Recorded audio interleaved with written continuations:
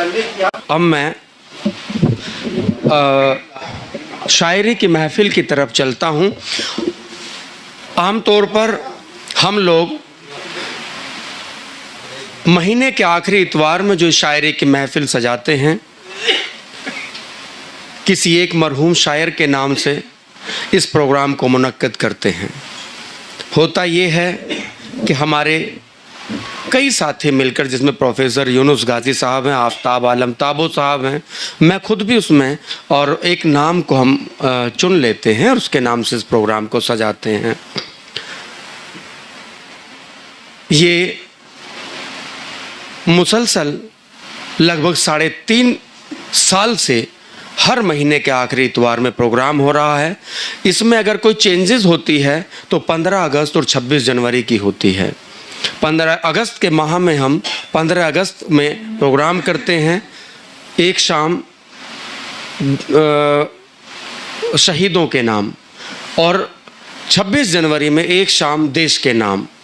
इस तरह से इन 2 प्रोग्रामों को करने के साथ साथ हर माह हम एक बहुत ही मोतबर और बड़ी शख्सियत जो मेरठ से ताल्लुक़ रखती हो उसके नाम से इस प्रोग्राम को करते हैं। आज इस खूबसूरत प्रोग्राम को बयादे BS जैन जौहर साहब के नाम से मुनक्किद किया गया है। मैं चाहता हूं बिना किसी तमहीद के एक उस नाम को, आज के इस प्रोग्राम का जो जिम्मेदारी दी गई है, दिल्ली से हमारे साथ बड़े मशहूर और मारूफ शायर हैं जो मेरठ से भी ताल्लुक़ रखते हैं, आजकल दिल्ली में रह रहे हैं। सन 87 में वो मेरठ से दिल्ली जाकर बस गए, लेकिन उनके दिल में दिल्ली और मेरठ का बराबर मकाम है। जब जब हम उनको आवाज़ देते हैं, मदऊ करते हैं किसी प्रोग्राम के लिए, वो हमारी उस पुकार पर हर बार मेरठ की जानिब चले आते हैं। मेरी मुराद आज के इस प्रोग्राम की निज़ामत करने की जो जिम्मेदारी है, हमारे भाई दानिश अयूबी साहब के कांधों पर है। मैं हसीब सोच साहब की कुछ पंक्तियां पढ़कर, कुछ मिसरे पढ़कर उनको आवाज़ लगाना चाहता हूं, जहमत देना चाहता हूं आज के इस प्रोग्राम की निज़ामत के लिए।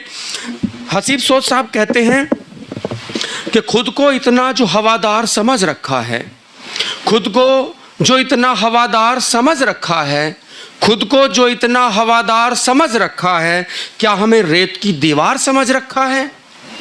खुद को इतना जो हवादार समझ रखा है, खुद को जो इतना हवादार समझ रखा है, क्या हमें रेत की दीवार समझ रखा है?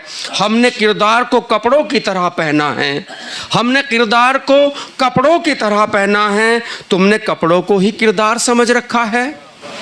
और कहते हैं कि तू किसी दिन कहीं बेमौत ना मारा जाए, तू किसी दिन कहीं बेमौत ना मारा जाए, तूने यारों को मददगार समझ रखा है। एक ज़ोरदार तालियों से दानिश अयूबी साहब को हम जहमत देना चाहते हैं, वो आएँ और आज के इस प्रोग्राम की निज़ामत फरमाएं।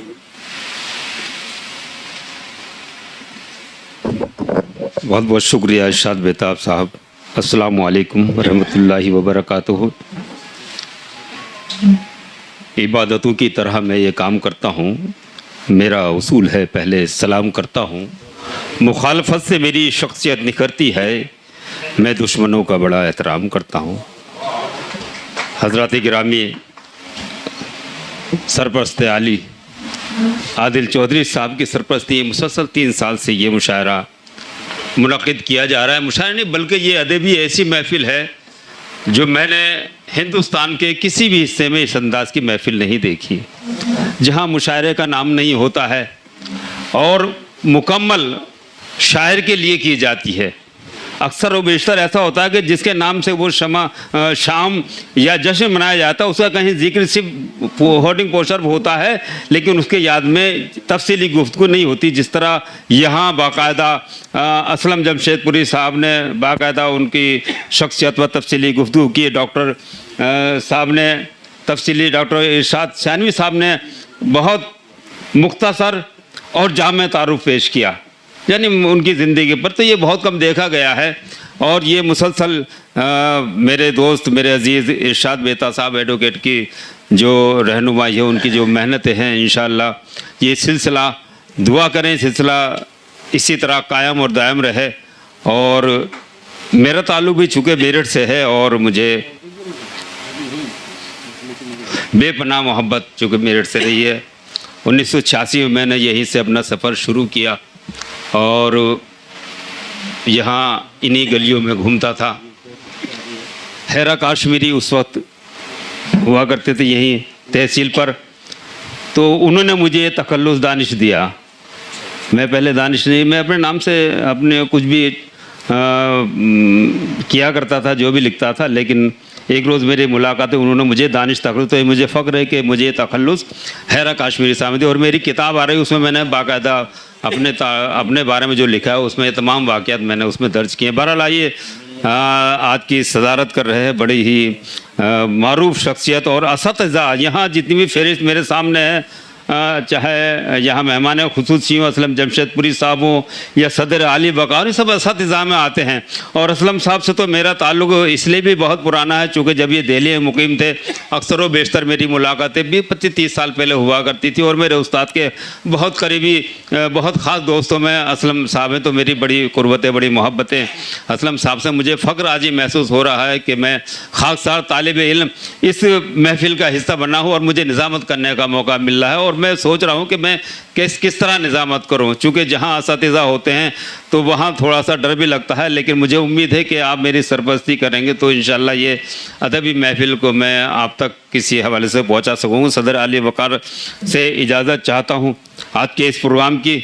और मेहमान खुसूसी असलम जमशेदपुरी साहब यहाँ तशरीफ़ फरमा हैं, जो जिनके तारुफ, जिनकी शख्सियत से आप सभी, बल्कि पूरा हिंदुस्तान आपकी शख्सियत से वाकिफ़, जब से ये सदर शोबा उर्दू चरण सिंह यूनिवर्सिटी में शोबा उर्दू सदर बने हैं, तब से आपकी शख्सियत ने और आपने जो कारनामे अंजाम दिए हैं उर्दू के हवाले से, वो फरामोश नहीं किए जा सकते हैं। शमा अफरोज़ी मोहतरम हुसैन अहमद सैफ़ी साहब जो कौमी सदर भी हैं और इनका चर्चा पूरे हिंदुस्तान के अंदर न सिर्फ बिरादरी के हवाले से होता है, बल्कि इनकी एक ख़ास शख्सियत ये है कि ये सब लोगों के काम आते हैं। इसलिए आज सैफ़ी समाज के संघर्ष समिति के जो ऑल इंडिया के सदर हैं वो इसी की वजह से हैं कि ये हर शख्स के काम आते हैं बिला तफरीक किसी बिरादरी के। हालांकि ये सैफ़ी बिरादरी के सदर हैं, लेकिन ऐसा कहना गलत होगा, बल्कि ये तमाम बिरादरी के हर फ़र्द के लिए काम आते हैं। तो मैं इस्तकबाल करता हूँ आपका भी। और तारुफ़ी कलमात चूँकि डॉक्टर इरशाद शानवी साहब ने बड़ी खूबसूरती से पेश किए,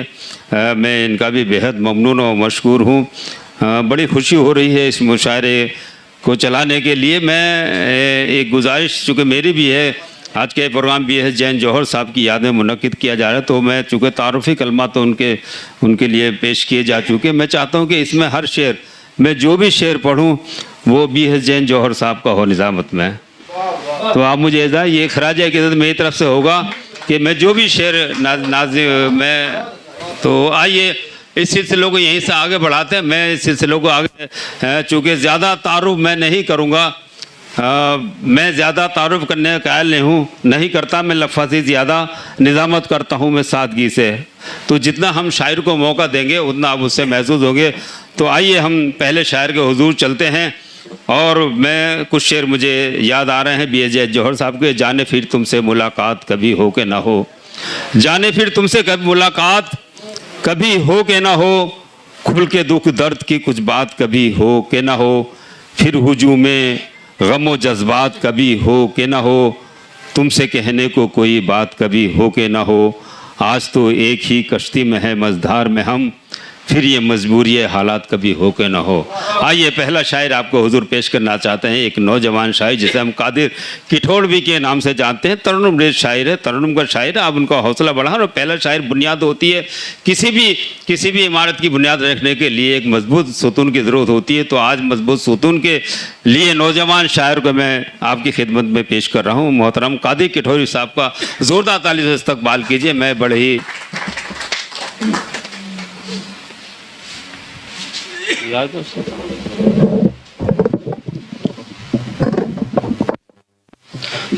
तुम्हारे शहर में ये एहतमाम करता हूँ, तुम्हारे शहर में ये एहतमाम करता हूँ, बड़े अदब से मैं सबको सलाम करता हूँ, बड़े अदब से मैं सबको सलाम करता हूँ। और दोस्तों एक मतलब और 2-3 शेर बतौर खास। आप जब भी जिधर से गुजरेंगे, आप जब भी जिधर से गुजरेंगे, चांद तारे उधर से गुजरेंगे। आप जब भी जिधर से गुजरेंगे चांद तारे उधर से गुजरेंगे और तुम गुजरना मगर सलीके से, तुम गुजरना मगर सलीके से, हम तो हर हर डगर से गुजरेंगे। तुम गुजरना मगर सलीके से, हम तो हर हर डगर से गुजरेंगे। और दोस्तों एक मतलब और 2-3 शेर बतौर खास मुलाहिजा फरमाएं। छोड़ कर घर बार अपने लापता हो जाऊं मैं, छोड़ कर घर बार अपने लापता हो जाऊं मैं, छोड़ कर घर बार अपने लापता हो जाऊं मैं, यानी अब उनके लिए एक ख्वाब सा हो जाऊं मैं, यानी अब उनके लिए एक ख्वाब सा हो जाऊं मैं। और शेर देखें उस्ताद। तुम ये कहते हो कि तुमको प्यार करना छोड़ दूं, तुम ये कहते हो कि तुमको प्यार करना छोड़ दूं, तुम ये कहते हो कि तुमको प्यार करना छोड़ दूं, ये बताओ खुद से कैसे बेवफा हो जाऊं मैं, ये बताओ खुद से कैसे बेवफा हो जाऊं मैं,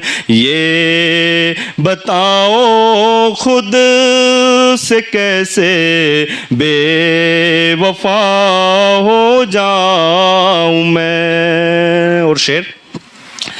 जिंदगी अपनी कभी तुम गमज़दा करना नहीं, जिंदगी अपनी कभी तुम गमज़दा करना नहीं, मुस्कुराना उस घड़ी भी जब जुदा हो जाऊं मैं, मुस्कुराना उस घड़ी भी जब जुदा हो जाऊं मैं। और शेर एक मतलब 2-3 शेर और देखें।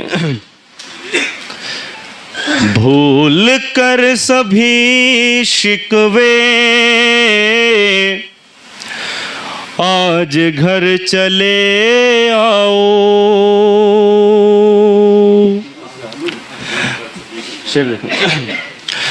भूल कर सभी शिकवे आज घर चले आओ, भूल कर सभी शिकवे आज घर चले आओ, माँ बहुत अकेली है लौट कर चले आओ, माँ बहुत अकेली है आज घर चले आओ, भूल कर सभी शिकवे आज घर चले आओ। और शेर बतौर खास। बिन तुम्हारे ये आंगन घर का सूना सूना है, बिन तुम्हारे ये आंगन घर का सूना सूना है। तुमको घर बुलाता है, अपने घर चले आओ। तुमको घर बुलाता है, अपने घर चले आओ। और ये भी शेर, बढ़ के अपनी चाहत से कुछ नहीं जमाने में, बढ़ के अपनी चाहत से कुछ नहीं जमाने में। दुनिया की सभी रस्में तोड़ कर चले आओ। दुनिया की सभी रस्में तोड़ कर चले आओ। और एक गीत का एक मुखड़ा और एक बंद बतौर खास, उसके बाद जगह लूंगा अपनी। देख कभी तो आकर दिल का उजड़ा ये संसार, देख कभी तो आकर दिल का उजड़ा ये संसार। सनम तू आजा फिर एक बार, सनम तू आजा फिर एक बार। देख कभी तो आकर दिल का उजड़ा ये संसार, सनम तू आजा फिर एक बार, सनम तू आजा फिर एक बार। बसी हुई है आज भी दिल में कितनी तेरी यादें, बसी हुई है आज भी दिल में कितनी तेरी यादें। तेरे ख्यालों में दिन बीते, तेरी सोच में रातें, बसी हुई है आज भी दिल में कितनी तेरी यादें। तेरे ख्यालों में दिन बीते, तेरी सोच में रातें। तेरे बिना अब मेरा जीवन यार मेरे दुश्वार, सनम तू आजा फिर एक बार, सनम तू आजा फिर एक बार, सनम तू आजा फिर एक बार। और ये भी बंद देखें। ख्वाब तुझे फिर पा लेने के ताज़ा रोज जगाऊं, ख्वाब तुझे फिर पा लेने के ताज़ा रोज जगाऊं। कितने जलाऊं दीप तेरी यादों के और बुझाऊं। ख्वाब तुझे फिर पा लेने के ताज़ा रोज जगाऊं। कितने जलाऊं दीप तेरी यादों के और बुझाऊं। मैं अब जा देने के लिए भी दिल से हूँ तैयार, सनम तू आजा फिर एक बार, सनम तू आजा फिर एक बार, सनम तू आजा फिर एक बार। एक मतलब दो शेर पढ़ के अपनी जगह लेता हूँ दोस्तों। दूर है मुझे से मेरे दिल को दुखाने वाला, दूर है मुझसे मेरे दिल को दुखाने वाला, दूर है मुझसे मेरे दिल को दुखाने वाला। याद आता है बहुत छोड़ के जाने वाला, याद आता है बहुत छोड़ के जाने वाला। और शेर, हम यही सोच के हर जुल्म से टकराए हैं, हम यही सोच के हर जुल्म से टकराए हैं। है बड़ा मारने वाले से बचाने वाला,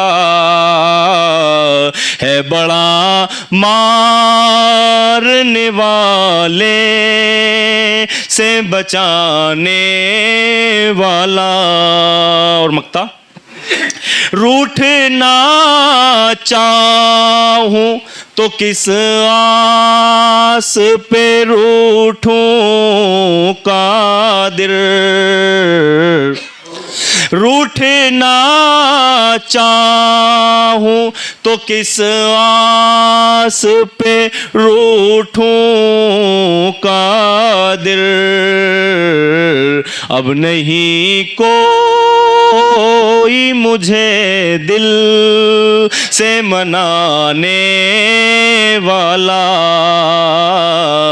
अब नहीं कोई मुझे दिल से मनाने वाला। बहुत बहुत शुक्रिया, बहुत बहुत शुक्रिया। ये था नौजवान शायर जिसके बारे में मैंने कहा कि मजबूत बुनियाद रखी जाए। यकीनन उर्दू के बारे में जो कहा जाता है कि उर्दू हिंदुस्तान में बड़ी कमज़ोर हालत में, ऐसा कहना मैं नहीं मानता, चूँकि आज सिर्फ मुस्लिम शोरा नहीं है बल्कि गैर मुस्लिम शोरा भी। आज दिल्ली के अंदर आप देखेंगे तो दिल्ली में रोज़ाना मुशायरे होते हैं, आप फहरिस्त पढ़ेंगे तो उसमें से आधे से ज़्यादा शायर गैर मुस्लिम होते हैं।